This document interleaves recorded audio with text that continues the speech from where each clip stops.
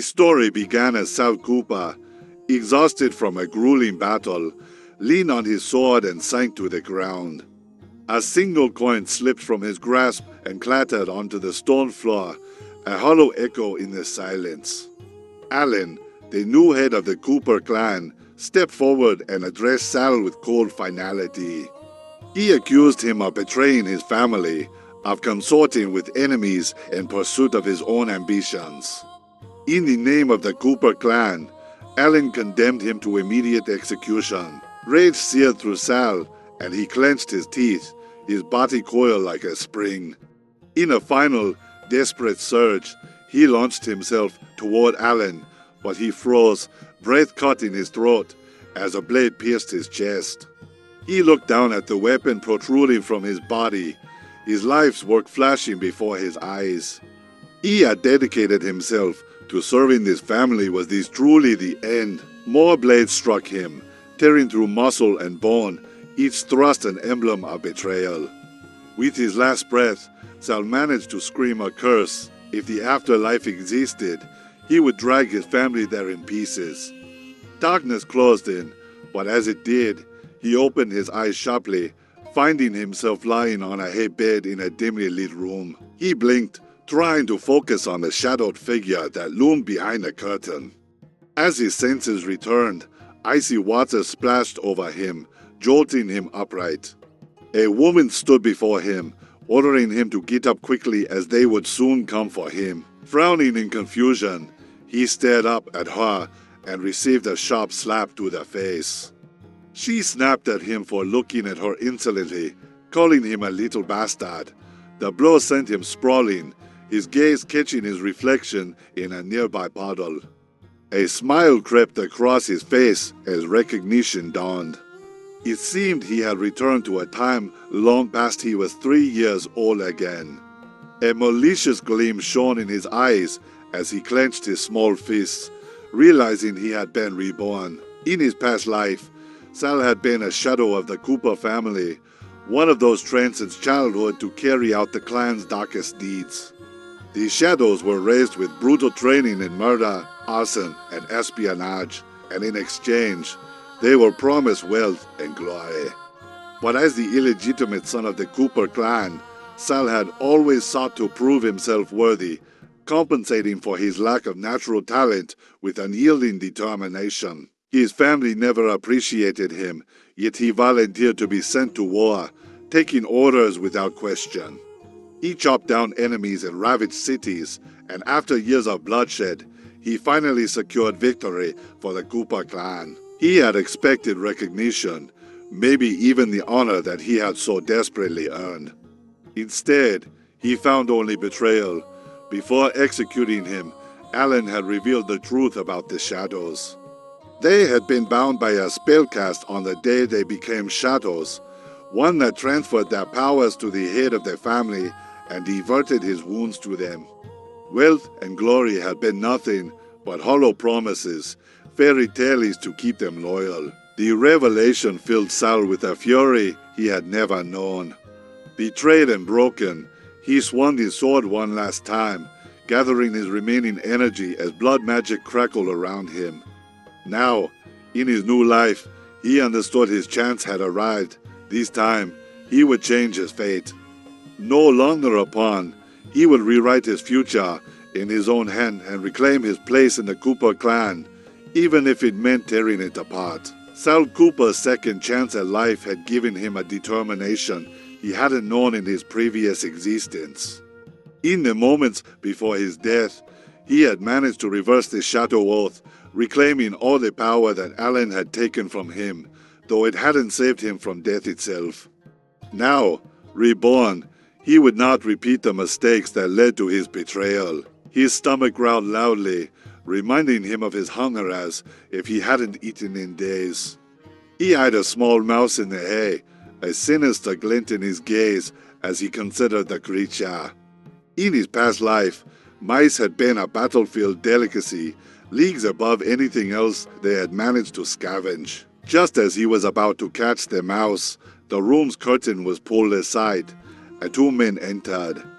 One of them informed Sal that young Master Alan wanted to see him, and that he would be coming with them. Rough hands gripped him, holding him to his feet, and he let them lead him toward the exit. Memories of the initiation ceremony at his age began to resurface the age when he had first been chosen as a shadow, bound to the Koopa clan. He suspected now that this ceremony had poisoned him with blood magic, something he had only begun to understand. A sly smirk played on his lips. This time, things would be different. He bit one of his captors on the hand, drawing a curse from the man. His partner sneered, calling Sal a little dog, and reached out to restrain him. Sal, quick as lightning, ducked and snatched a sword from one of their belts. With a swift strike, he severed the man's arm. The second god staggered back, horrified, wondering aloud if the child knew how to wield a sword. Sal ran a finger along the blade's edge, savoring the taste of revenge. The Shadow Oath had been an ancient spell, outlawed for its cruelty over 100 years ago. With only a few drops of blood, a shadow could bind itself to its master, taking all injuries in their place while their powers were drained and transferred to their master. It was a dark magic that made the shadows helpless servants. This time, Sal would reclaim his power and make sure the oath would never again make him a pawn. Despite his fight, Sal was overpowered and brought to the Koopa estate, where he faced Alan, the clan's future head. The 8-year-old boy sneered, striking his servant and calling him useless for being bested by a wild dog. Alan approached Sal, demanding to know how he dared to attack his master's men. Sal remained silent, meeting Alan's eyes without flinching. Alan, his smirk widening, ordered his men to throw the child into the dungeons to rot. But his mother, Hera Koopa, intervened. She dismissed Alan's order, explaining that Sal's behavior was typical for a street child. Now was not the time for punishment, she reminded Alan, as the initiation ceremony was imminent. She leaned down, her smile as cold as it was calculating, reminding her son of what they were about to do. Alan's face brightened with realization, though he glanced at Sal with contempt, wondering aloud why his mother would choose such a pathetic dog as his shadow. But, he mused, it wouldn't matter, he'd eliminate Sal the first chance he got. Herrick ordered his servants to clear the room and cast a sound-hiding spell, leaving Alan alone with the other children. As the ceremony began, Alan filled cups with water, declaring that they were now soldiers in his shadow army and must swear allegiance to the family. The children took the cups and drank, swearing their lives to the clan's service. Sal, grinning to himself, drank from his cup as well, then let it fall from his hands as his vision swam and darkness took over. Alan, satisfied, pulled a small knife from his pocket and, cutting his finger, let a few drops of blood fall onto the floor, activating the spell. He pronounced that from this moment, all the children's powers and abilities would belong to him. Shadows emerged from Alan's feet, creeping over the children's bodies, and Alan felt power surge within him. He laughed, congratulating himself on his genius, marveling at how easy it had been. But as he called out to his mother in triumph, a sharp pain shot through his knee. His legs gave out beneath him, leaving him to writhe on the floor, terrified. His mother hadn't warned him of any side effects from the Shadow Oath, and he began to panic, trying to crawl toward the exit as the pain intensified. Alan's hands trembled, and tears welled in his eyes as he called for his mother, his voice cracking in desperation.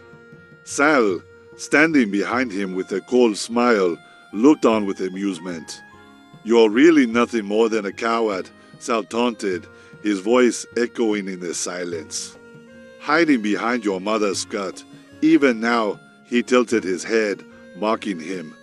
"What a shame she cast a soundproof spell no one can hear you, no matter how loudly you scream." Alan spun around, his face contorted in shock and disbelief, and stammered, "How are you awake? How do you know about the oath?" Sal's expression darkened with a twisted smile, "Are you afraid?" he asked. "Good, you should be." He took a deliberate step forward, then paused, considering his next words.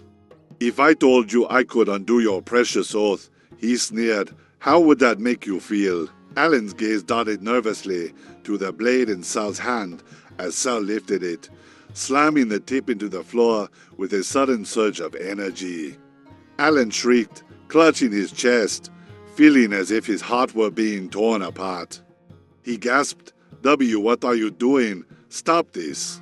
Sal calmly pulled the sword from the floor and took another step forward, relishing the terror in Alan's eyes. "Oh, don't you want to know?" Sal teased, his voice dripping with satisfaction.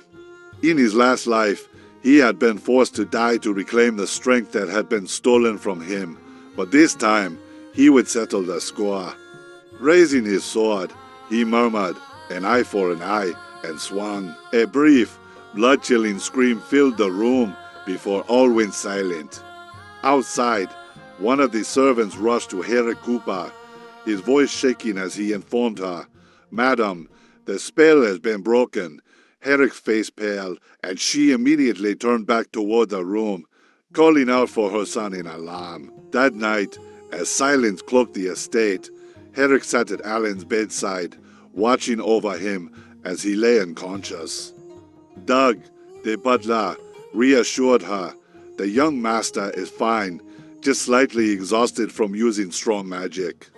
As for the soundproof spell, it failed momentarily because one of the servants was distracted, but rest assured, he has been dealt with. Herrick nodded calmly, replying, "Understood." "Feed his body to the dogs." Doug bowed, assuring her that all was taken care of. Alan, however, barely heard the conversation, his eyes unfocused as he stared blankly ahead. An unsettling feeling tugged at him, as though something had happened that he couldn't quite recall. Suddenly, his mother placed a cool hand on his forehead, her smile soft yet chilling. "Don't trouble yourself over the shadows, Alan," she murmured. "It's simply the law of the jungle." He brushed her hand away, his mouth twisting in defiance. "Of course," he replied sharply. "I am the future head of the Cooper family. Those worthless people should give their lives for me." Alan's mother looked at him in surprise, a smirk forming on her lips as she saw his face contorted with a twisted grin. She laughed approvingly, saying, "You truly are my son. You're right if you want something. Just say the word, and I'll make it happen." They embraced, and Alan murmured his agreement, praising her as the best. From the window, Sal watched the exchange with a cold smile. They were quite the adorable pair, he mused, though from now on, Alan Cooper was bound to him as his shadow. In his previous life, while waging war for their family, Sal had unearthed the wealth of blood magic lore. It was here he first discovered the Shadow Oath, which he'd offered to the family leader in loyalty, but he hadn't realized the full influence it held over him. This time, however, Sal had absorbed the knowledge, integrating it with the experience he gained in reclaiming his power. He carefully removed the cloth bandage from his hand, glancing at the cut beneath. All it would take was a single drop of blood to sever the oath this time. He'd be the one in control. However, despite his memories and his plans, he was still only 3 years old in his new life, far too weak to challenge the Coopers directly. His path to power would start here, and his first test would be the Flaming Mountain. It was the family's brutal testing ground, used to determine which children were strong enough to serve as shadows. Like Prometheus, who stole fire for humanity and suffered for it, the young Cooper initiates would climb the fiery mountain, battling creatures and enduring grueling challenges. Only by reaching the summit, where the legendary Eagle Griffin awaited, could one claim the creature's blessing a body that would endure any torment. The children were soon gathered before the mountain, and Ines Walker, the shadow trainer, addressed them coldly. "You have 3 days. It doesn't matter how you do it, but only those who reach the summit will survive." Those who surrender will be executed. With that, he blew his whistle, and the children surged forward, rushing toward the mountain in a panicked crowd. Enos's gaze narrowed as he noticed Sal, who was calmly making his way to the mountain at his own pace. "That boy, so sure of himself," he muttered. His assistant chuckled. "That's Sal Koopa, the bastard who angered the young master yesterday." As Sal began his climb, he opted for a more daring route, scaling the cliffside by hand. The assistant scoffed. "Look at him trying to climb barehanded. He'll fall before he's even halfway." Enos laughed, glancing at his watch. "Oh, no need to rush. I have a better plan." Moments later, a massive creature appeared atop the mountain, a griffin with piercing, furious eyes. The children halted in terror, some crying out, "Is that an eagle? A monster?" The griffin roared, sinking its beak into a lifeless child nearby. Sal, meanwhile, continued his ascent, undeterred. Enos unslung a bow from his shoulder, pulling an arrow taut as he aimed toward the griffin with a smirk. That little brat angered the young master. "Let's see if we can use the griffin to deal with him."